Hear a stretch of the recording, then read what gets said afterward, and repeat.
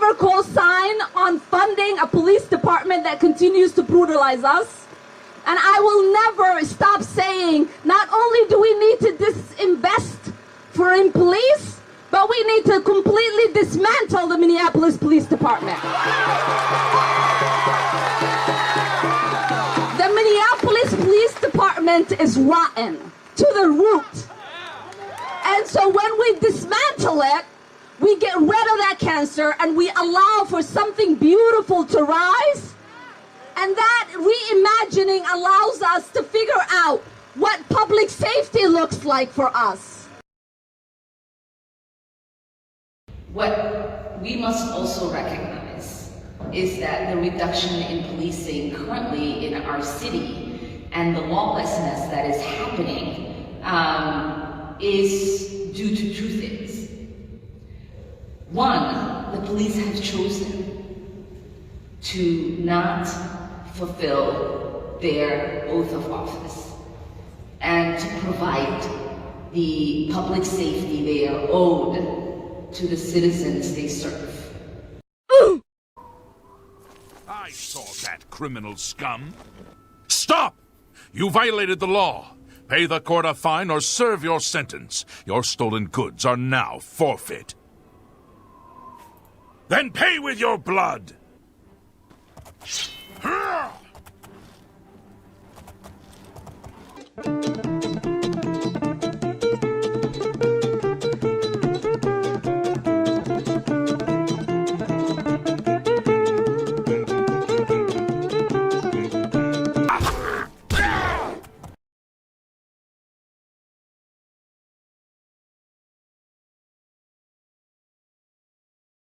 I'll ask you one quick thing. Joe Biden apparently broke wind in front of Camilla Parker Bowles.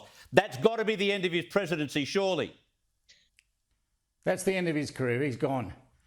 You cannot possibly do that in front of a royal. Pick on It's Richard? disgraceful. Well, we know old I think he. bloke's part of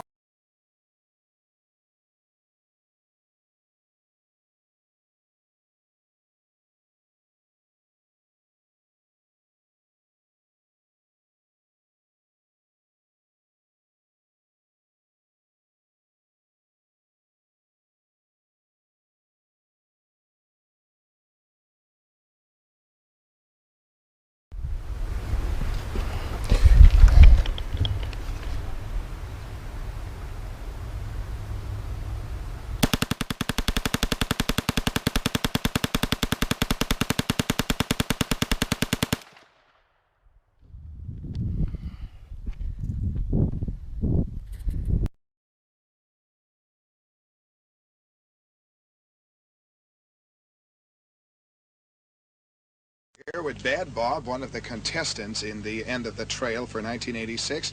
So, Bob, you were telling me about the different facets of gunsling.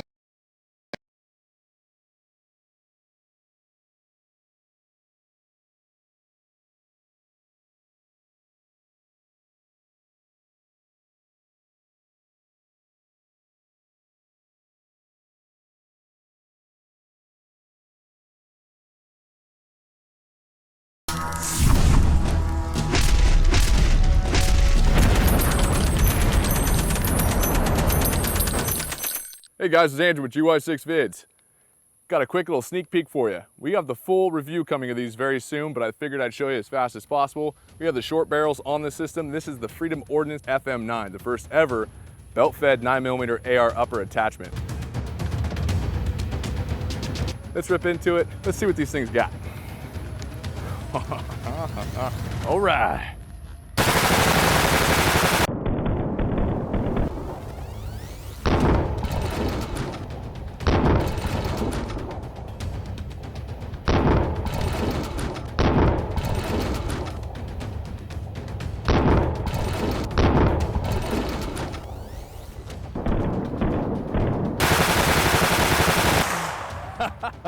America! Stay tuned, guys.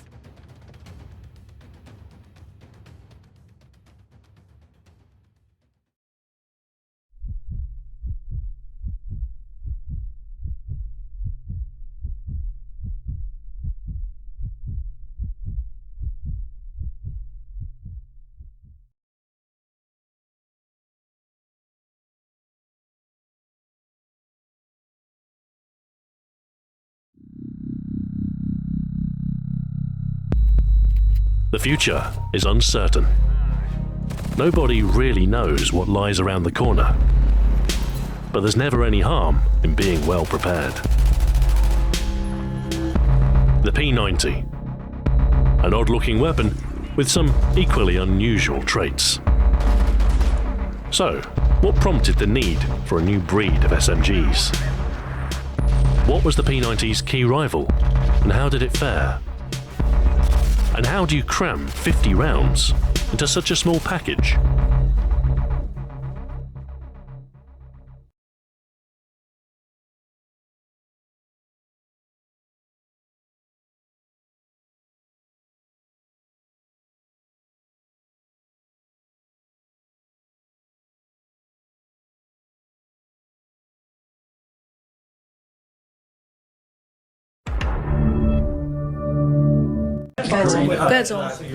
On the OSHA rule, what is the threshold in order for a private business to be fined? I'm still unclear on that. How many violations can a business kind of, how many times can they violate this rule in order for them to actually be fined? And then secondly, has the White House been reaching out as well, I don't know, in the past couple of days, today, to governors as well, either encouraging them to implement their own mandates or on implementation of this mandate, and then just one on immigration after that? Gotcha. So the goal here is compliance, and the administration and OSHA are going to do everything we can to maximize compliance. So that's going to be our focus. The vast majority of employers, as they do every day with other workplace safety requirements, will voluntarily comply without ever being inspected. However, if needed, OSHA can assess fines of $13,600 per violation. OSHA can fine an additional $13,600 per day that an employer does not abate the violation. And for willful or serious violation, OSHA can fine employers $136,000. So that's how the penalty is going to work here. So the goal here is compliance. Whoa, whoa, whoa, whoa, whoa, whoa, whoa, whoa, hey, hey, hey, hey, hey, hey, hey.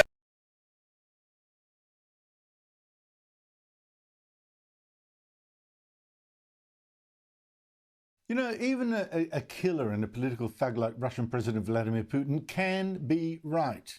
He gave a speech last week warning against the cancel culture and identity politics of the West. He said Russia had seen all this nonsense before with the communists destroying the culture. Все это, как это, может быть, кому-то покажется неожиданным, мы в России уже проходили. У нас тут уже было. В большевики после революции 1917 года, опираясь на догмы марксизма Маркса и Энгельса, глядя на происходящее в ряде западных стран, мы с изумлением узнаем отечественные практики, которые сами, к счастью, оставили, надеюсь, в далеком прошлом. Борьба за равноправие и против дискриминации превращается в агрессивный догматизм на грани абсурда, когда великих авторов прошлого, того же Шекспира, перестают преподавать в школах и университетах. Потому что они, эти идеи, являются, как там считают, отсталыми. Классики объявляются отсталыми, не понимающими важности гендерного или расового вопроса.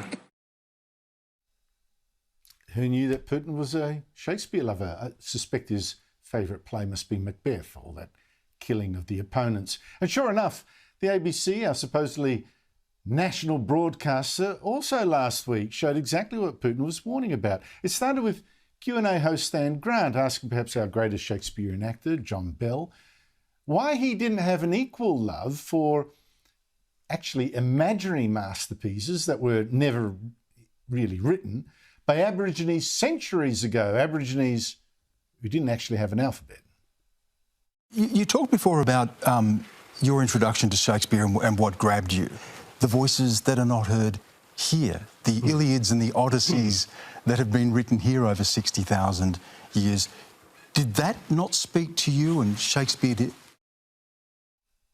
And then came the attacks on Shakespeare. First of all, he was too white, like the Europeans who added such glory to Western civilization. But Shakespeare is used as the poster boy, right, for Western civilization being the best. No, I don't agree with that. I'd say Michelangelo or Beethoven or, Van Gogh. I mean, you can take your pick about poster boys for Western civilization. They're all white.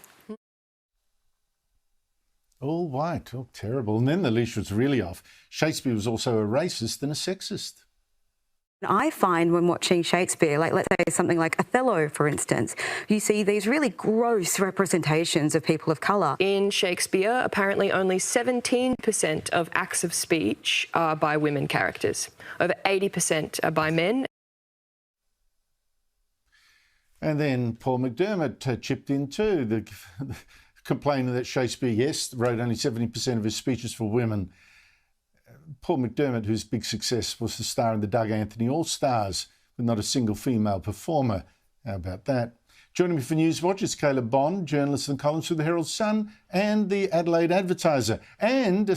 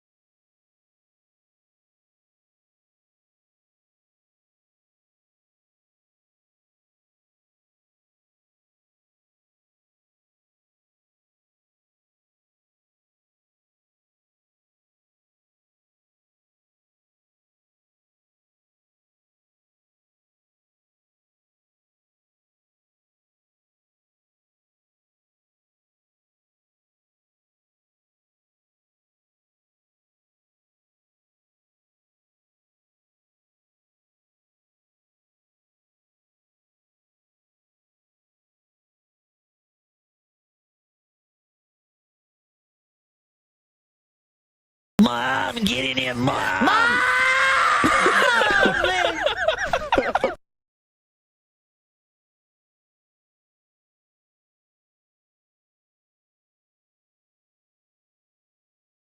Get him out of here! He's got AIDS!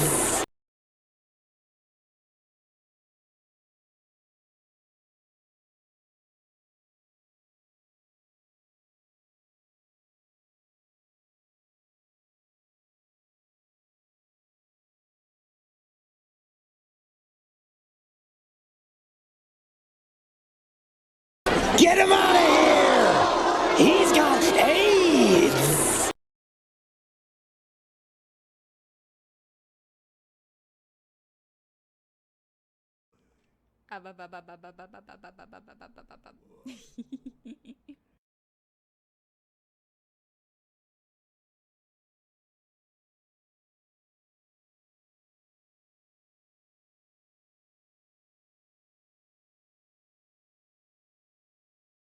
Some damage tonight. Boom! Bicycle knee strike and maintain control. Oh, and a knee to the face. Oh no! Oh, don't do it! Don't do it! Super kick. Byron's having high school in the office. In the office. Look at! Oh no! Look at this! Oh, don't do this! Please don't! Oh my God! Get this under control.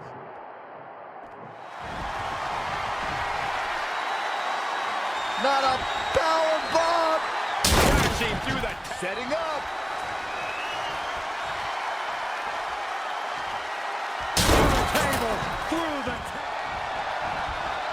Through the rope to the floor. Here he comes. Stand by for takeoff. Tope to the...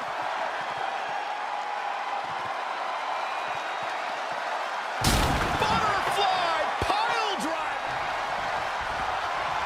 Such an incredible matchup. You get the sense he's willing to do whatever it takes to put this match in the books. Because I think the realization is beginning to creep in. He may have to do something spectacular. He may have to reach deep into his playbook to figure something out to earn a win. Oh my God! Here we go! Couldn't have done it better myself. How is Adam Cole? Oh, did you see that? Long way up in the electric chair. Opportunity is his. Uh-oh. This is not going to end well. Not at all. I think that'll do it. How is Adam Cole going to remain?